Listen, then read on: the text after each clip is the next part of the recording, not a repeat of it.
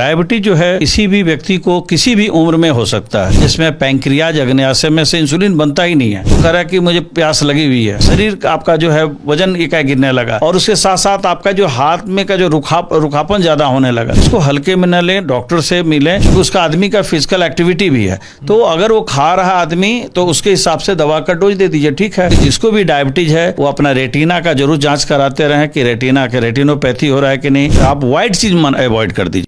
मीठे जहर के बारे में बात करेंगे। आपको बताएंगे कि कैसे 100 में 60% लोग मधुमेह यानी डायबिटीज से पीड़ित होते हैं। और आज इसी विषय पर बातचीत करने के लिए हमारे साथ मौजूद हैं बिहार के चर्चित diabetes specialist doctor Rana SP Singh. Sir, सबसे पहले स्वागत। जी नमस्कार।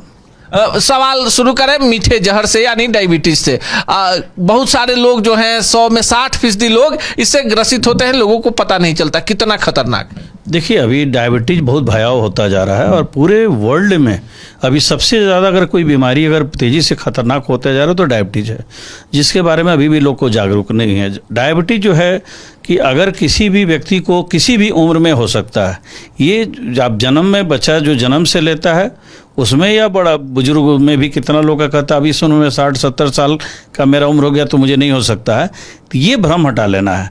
कारण है कि बचपन में हम लोग को जैसे डायबिटीज टाइप 1 होता है जो आपको जन्मजात होता है, जिसमें पैंक्रियाज अग्न्याशय में से इंसुलिन बनता ही नहीं है। और एक टाइप 2 होता है जिसको डायबिटीज मेलाइटस कहता है। उसमें क्या होता है कि आपको बनता उतना नहीं बन पाता है, जो हम लोग टैबलेट देते हैं और ज़रूरत के अनुसार से अगर HbA1c बहुत ज़्यादा बिगड़ा हुआ है तो उसके हिसाब से इंजेक्शन पड़ता है। और इंजेक्शन का जो है जिसको इंसुलिन कहते हैं हम लोग, वो हर का परिस्थिति के हिसाब से अलग अलग दिया जाता है। लेकिन अगर जब भी डायबिटीज अगर किसी का एकाएक जो है किसी का वजन गिरने लगा, मुंह सूख रहा है, जैसे पानी पी रहा है उसको लग रहा है कि आम भाषा में तरास नहीं जा रहा है, वो कह रहा है कि मुझे प्यास लगी हुई है, पेशाब बार बार लग रहा है, शरीर आपका जो है वजन एकाएक गिरने लगा और उसके साथ साथ आपका जो हाथ में का जो रुखापन ज़्यादा होने लगा। तो इसको हल्के में न लें, डॉक्टर से मिलें, जांच जब कराएंगे तो अगर उसके हिसाब से अगर बीमारी निकलती है तो उसका एक प्लान होता है, प्लान करके दवा दिया जाता है और उसके बाद से उसका जो फायदा होगा। अच्छा, एक इसमें जैसे आप बता रहे हैं कि रुखापन होना, बार बार प्यास लगना और जन्मजात टाइप 1 होता है पेनक्रियाज में जिससे इंसुलिन नहीं बनता है, दूसरे में खतरा ज़्यादा होता है। अब उम्र के साथ भी इसका कोई नियम कायदा है क्या कि किस उम्र के लोगों को हो सकता है? देखिए, टाइप 1 तो जन्मजात होता है, वो उसका तो अलग है, लेकिन टाइप 2 किसी भी उम्र में हो सकता है। और टाइप 2 होने का एक है कि आपका 70% जेनेटिक्स है कि अगर आपके माता पिता को हो सकता है आपके माता पिता को ना, दादा दादी को हो या नाना नानी को हो, तो आप माँ को नहीं है लेकिन आपको जेनेटिक्स में हो सकता है। 30% आपका लाइफ स्टाइल ठीक है तो नहीं भी हो सकता है। ऐसा भी हो सकता है कि फैमिली हिस्ट्री नहीं है और उनका रॉन्ग लाइफ स्टाइल है, जंक फूड है, फास्ट फूड है, ढंग से सो नहीं पा रहे हैं, स्ट्रेस के तनाव वाला जीवन ज़्यादा जी रहे हैं, तो वैसी स्थिति में क्या होता है कि आपको डायबिटीज हो सकता है। और जब डायबिटीज होगा तो आपको तो दवा लेना होगा। ये सोचेंगे कि मैं सिर्फ टहल कर और कुछ डाइट प्लान करके, आजकल कई मैं जो देखता हूँ रील्स वगैरह उसमें बोलता है कि एक जो इतना रहेगा तो कोई बात नहीं है, टहल के आप ऐसा नहीं कर सकते हैं। टहलना, योगा करना वो चलेगा, लेकिन आपका जो अगर वो नुकसान है उसके हिसाब से दवा चलने लगता है। लेकिन उसका जो है देखते हैं हम लोग कि है कितना, अगर हो बहुत कंट्रोल है तो दवा का डोज बहुत कम रहेगा। और एक और याद रखेगा जैसे कि प्री डायबिटीज होता है जिसमें ज़्यादा धोखा होता है कि प्री डायबिटीज बॉर्डर से थोड़ा सा बढ़ा हुआ है, लोग सोचता है कि भाई इतना, तो डॉक्टर भी बोल देते हैं लिखकर। जब भी आपको लगे कि अगर जैसे फास्टिंग आपका जो है फास्टिंग में है 70 से लेके 100-110 तक, अगर 120-125 आ रहा है और खाना खाने के बाद होना चाहिए 100 से 140 तक, अगर वो आ रहा है 160 170 आ रहा है 75, तो आप कोई प्री डायबिटीज़ की तरफ जा रहे हैं। HbA1c आपका 5.5 तक है तो आपका नॉन डायबिटीज में रहेंगे। 6 के ऊपर जाने लगा तो आपको वार्निंग देने लगता है।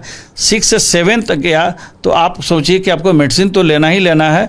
और 7 से लेके आपका 8-9 तक गया तो इसका माने अनकंट्रोल डायबिटीज है। और 9 से ऊपर हो गया तो आपको इंसुलिन लेना होता है। लेकिन उसका दवा का डाइट प्लान और दवा से भी हम लोग कंट्रोल करते हैं, लेकिन नियम है कि उसको आप दे सकते हैं। लेकिन होता क्या है कि लोग जो है कि जैसे प्री डायबिटीज है, जब मैंने कहा कि थोड़ा सा बॉर्डर पार किया, और लोग क्या करते हैं खान पान, तो आप खान पान ठीक करेंगे लेकिन आप भी जानते हैं कि लोग कितना दिन, बहुत दिन तक परहेज आप नहीं कर पाएंगे। तो आपको टहलना रेगुलर होगा। टहलने का मतलब है कि आप ज़्यादातर उतना फास्ट चलें कि जितना स्वेटिंग हो जाए, आपका जो वार्म अप हो जाए, गर्मी शरीर में आए आपका 15 मिनट तक। फिर आपका उसके साथ साथ आप कोशिश करें कि 45 मिनट उतना, फिर उसके बाद से चलें। जब चलें तो बात नहीं करें। आपका जो होता है कि बात जब अगर करते हैं तो फिर आपको जो दिक्कत क्या होता है कि आप फिर गप करने लगेंगे, आपका स्पीड कम हो जाता है। तो ये रेगुलर करेंगे तो आपका जो शरीर भी आपका ठीक होता जाएगा, और इंसुलिन आपका जो है, ग्लूकोज जो है आपका जो शरीर में है रिलीज जो हो रहा है उसको पचेगा, और आपका जो दवा का डोज कम होगा और आपका कंट्रोल हो सकता है। तो सवाल इसमें एक और आता है, आपने बता दिया होता क्यों है, अगर हो जाए तो क्या करना है, लेकिन एक बड़ा सवाल कि हर घर में ये बीमारी मीठा जहर डायबिटीज जो है वो पहुंच चुका है। मेथी खाना, जामुन खाना, अमरूद खाना, रोटी खाना, आलू नहीं खाना, मटन चिकन नहीं खाना, उसके बाद थोड़ा थोड़ा करके खाना, इन सब चीज़ों का कितना प्रभाव पड़ता है? देखिए, बता रहे हैं कि आप जो भी ऐसा इतना ज़्यादा परहेज नहीं है कि जैसे उसमें आप वाइट चीज़ अवॉइड कर दीजिए। वाइट में है जैसे मैदा से बना हुआ चीज़ जो है पचने में टाइम लगता है, चीनी नहीं लेना है, गुड़ नहीं लेना है, शहद भी नहीं लेना है, तीनों। क्योंकि आपके माध्यम से मैं बताना चाहूँगा, बहुत लोग जानता है कि गुड़ ले सकते हैं, नहीं वो भी नहीं लेना है आप ज़्यादा। लेकिन आप कहेंगे कि नहीं मुझे लेने की इच्छा है, तो फिर कैलोरी आपको लेना 1800 कैलोरी। जैसे एक रसगुल्ला होता है ना, काला जामुन, तो उसमें आपको 450 कैलोरी माना जाता है। अभी कहाँ का है, शहर का या गांव में तो और ज़्यादा मीठा वाला होता है। तो आप वो ले लिए तो फिर आपको उसके हिसाब से कैलोरी आपको डाइट को प्लान करना होगा, खाना कम है कि नहीं। लेकिन लोग क्या करते हैं कि भाई हम 2 रसगुल्ला खाया हूँ, फिर तो खाना हमको ज़्यादा है, तो खाना आपको इसलिए रसगुल्ला नहीं खाना है। अगर ये खा लिए हैं तो आपको फिर खाना डाइट को कम करना पड़ेगा। अब रह गया कि चावल की बात, तो चावल आप कार्ब है, रोटी भी कार्ब है। मीठा मैं रसगुल्ला खाने के लिए नहीं कह रहा हूँ, लेकिन मैंने उदाहरण दिया कि अगर आप खा लिए हैं तो फिर आपको उसको डाइट प्लान करना है। कार्ब आपको कम करना है। अब करना है कि आप कहेंगे तो मुझे कमजोरी हो जाएगी, नहीं, प्रोटीन पूरा लें, दाल वगैरह ले सकते हैं, चिकन ले सकते हैं, फिश ले सकते हैं। रेड मीट मना करते हैं हम लोग, थोड़ा सा पचने में टाइम लगे, वो भी कुछ कम हिसाब से। मछली बहुत अच्छा है कि आप खा सकते हैं। शुद्ध शाकाहारी जितनी हरी साग सब्जियां हैं सब आप ले सकते हैं, लेकिन आप कोशिश करें कि सैलेड वगैरह ज़्यादा लें, और रोटी लें या चावल, दोनों में से कोई एक। लेकिन चावल लेंगे तो एक बाउल छोटा वाला, और रोटी लेंगे तो फिर आपका रोटी का साइज़ कितना बड़ा है, क्योंकि आपका वो लोहिया अगर बहुत बड़ा है तो फिर आपका उसके हिसाब से फिर हम लोग को जो है डाइट जो है प्लान करना पड़ता है, और डोजेस प्लान करना पड़ता है। मैं तो वो नहीं देता हूँ, जैसे कई लोग दे देते हैं कि 50 ग्राम आटा का लोहिया, ये संभव नहीं हो पाता, क्योंकि उसका आदमी का फिजिकल एक्टिविटी भी है। तो अगर वो खा रहा आदमी तो उसके हिसाब से दवा का डोज दे दीजिए, ठीक है। तो इसलिए इतना ज़्यादा डरना नहीं है कि ये नहीं है, आलू नहीं खाना है, इसको या स्टार्ट ज़्यादा उसको उससे बचना होता है, बाकी और कुछ नहीं करना। बाकी पॉजिटिव नींद भरपूर होनी चाहिए। याद रखें, जिसको भी डायबिटीज है मिनिमम 6 घंटा डीप स्लीप सोना है। किसी भी प्रकार का, आप लोग कहते हैं तनाव तो सबको रहता है, तनाव रहता है, लेकिन क्या होता है कोई हद से ज़्यादा एक ही चीज़ को जोड़ घटाव करता रहता है, तो उसके लिए फिर समस्या होगी, उसमें भी आपका जो है बढ़ जाएगा। फिजिकल एक्टिविटी कर रहे हैं, तनाव है, खाना खाने के टाइम में आराम से बैठ के आप उसको खाना खाएं। होता क्या कि जैसे टाइम हुआ घड़ी देखें और खाना है, जल्दी जल्दी फास्ट खाना खाने लगे, तो आपका पेट का भी प्रॉब्लम होगा, वो भी दिक्कत होगा। तो ये चीज़ को देखना होगा कि डायबिटीज में आपका एक सही संतुलित खाना हो, और पॉजिटिव रहें, सकारात्मक कदम सोचना है कि हमको कोई बीमारी उतना है नहीं, और बीच बीच में डॉक्टर की निगरानी में जाकर चेक कराते रहना होता है। जिसमें बार बार मैं कहता हूं कि जिसको भी डायबिटीज़ है वो अपना रेटिना का जरूर जांच कराते रहें कि रेटिना के रेटिनोपैथी हो रहा है कि नहीं, नेफ्रोपैथी हो रहा है कि नहीं। तो सीरम क्रिएटिनिन जब हम लोग KFT कराते हैं तो उसमें कई बार EGFR लोग नहीं करता। EGFR जरूरी है।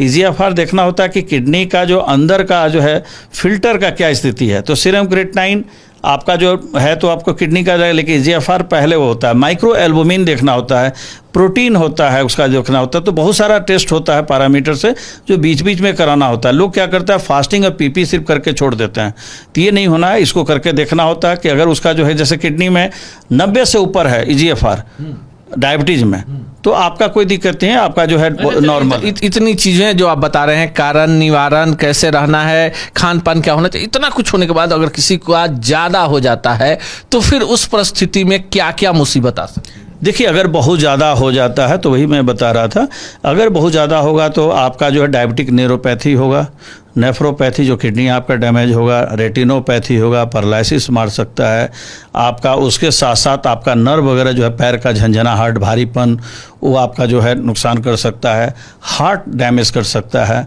और हार्ट का क्योंकि वो धीरे धीरे सारा वेसल्स को मोटी कहे तो पूरी तरह से आपका जीवन खतरे में पड़ सकता है।